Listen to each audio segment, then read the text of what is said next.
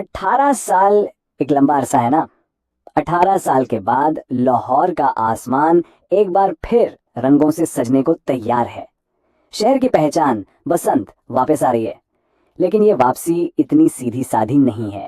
آئیے مل کے سمجھتے ہیں کہ اس تاریخی لمحے کے پیچھے کیا کچھ ہے۔ یہ صرف پتنگ بازی کا کھیل نہیں تھا، نہیں، بالکل نہیں۔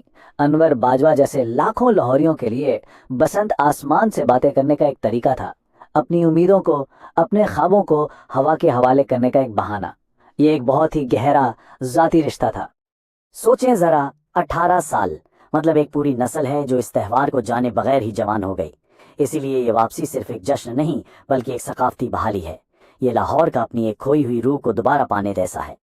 تو چلیں دیکھتے ہیں کہ اس بار کا جشن کیسا ہونے والا ہے۔ شہر کی فضاؤں میں وہ کون سی نئی امید ہے جو 18 سال بعد جاگی ہے؟ تو اس بار بسنت ایک بالکل نئے انداز میں لوٹ رہی ہے۔ 6 سے 8 فروری تک کا لمبا ویکینڈ، یعنی پورا شہر جشن میں ڈوبا ہوگا۔ اور یہ صرف چھتوں تک محدود نہیں رہے گا، بلکہ پارکوں میں، بڑے بڑے میلوں میں، ہر گلی کوچے میں بسنت کا رنگ نظر آئے گا۔ حکام تو اسے بسنت فیور کہہ رہے ہیں، اور سچ پوچھیں تو یہ بخار پورے شہر پر چڑھتا نظر آ رہا ہے۔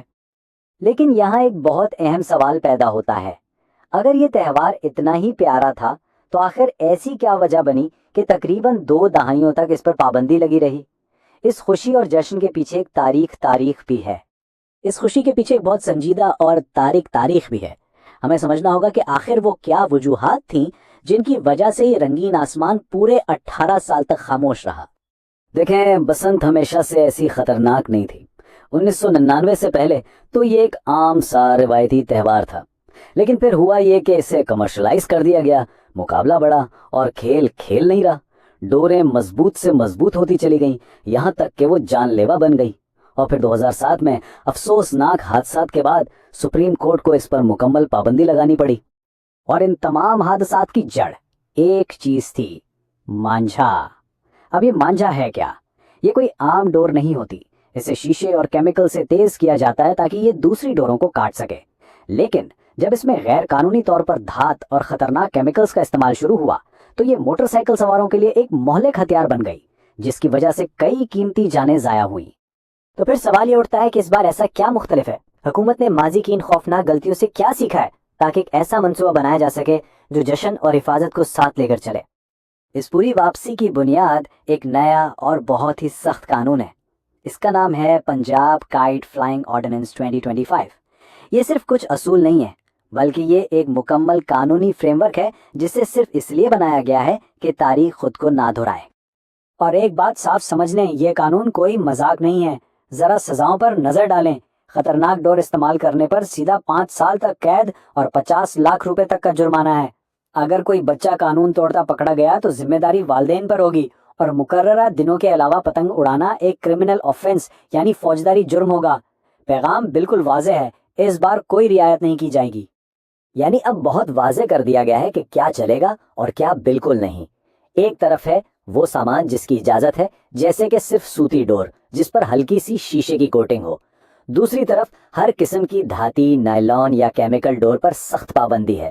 اور سب سے بڑی بات، ہر منظور شدہ پتنگ اور ڈور پر ایک QR کوڈ ہوگا جسے اسکین کر کے فوراً پتہ چل جائے گا کہ یہ قانونی ہے یا نہیں۔ اچھا، تو 2026 کی بسنت صرف پتنگ اڑانے کا نام نہیں ہے، نہیں، یہ اس سے کہیں بڑھ کر ہے۔ یہ ایک ایسا تہوار بننے جا رہا ہے جو پورے شہر کی ثقافت اور معیشت میں ایک نئی جان ڈال دے گا۔ ذرا ان اعداد و شمار کو دیکھیں۔ تہوار سے پہلے ہی 1 ارب 22 کروڑ روپے کی پتنگیں اور ڈور بک چکی ہیں۔ اندرون شہر میں ایک چھت 30 لاکھ روپے تک میں کرائے پر دی جا رہی ہے، اور تو اور حکومت خود حفاظت کو یقینی بنانے پر 11 کروڑ روپے خرچ کر رہی ہے۔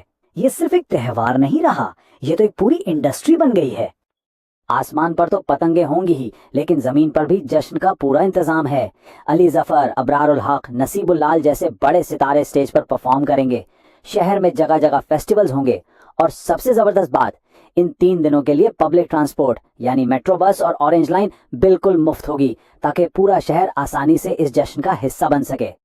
تو اگر اس جشن کا حصہ بننے کا ارادہ ہے تو کچھ بہت اہم باتیں ہیں جن کا جاننا ضروری ہے، تاکہ یہ تہوار سب کے لیے محفوظ اور خوشگوار رہے۔ ڈور کی بات تو ہو گئی، لیکن خود پتنگوں کے بارے میں کیا ان کے ڈیزائن پر بھی کوئی پابندی ہے؟ جی بالکل، حکومت نے یہ بات بہت واضح کر دی ہے کہ بسنت کو ایک خالص ثقافتی تہوار ہی رہنا چاہیے۔ اسی لیے کسی بھی قسم کی سیاسی یا مذہبی علامتوں والی پتنگوں پر 30 دن کے لیے پابندی لگا دی گئی ہے۔ اس میں سیاسی جھنڈے، لیڈروں کی تصویریں، مذہبی عبارات، یہاں تک کہ قومی پرچم بھی شامل ہیں۔ مقصد صرف ایک ہے، تہوار کو تنازعات سے پاک رکھنا اور سب کو متحد کرنا۔ یہ نمبر واقعی بہت اہم ہے، 1 ملین یعنی 10 لاکھ۔ حکومت موٹر سائیکل سواروں کو 10 لاکھ مفت سیفٹی راڈز فراہم کر رہی ہے۔ یہ ماضی کے سب سے بڑے خطرے سے نمٹنے کے لیے ایک بہت ہی بڑا اور عملی قدم ہے۔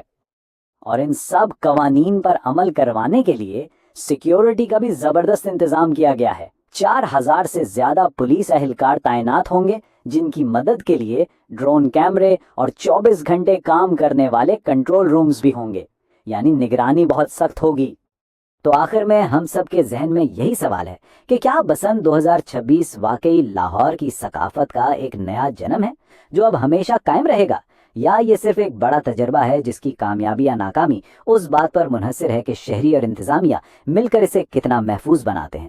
اس کا جواب تو آنے والا وقت ہی دے گا۔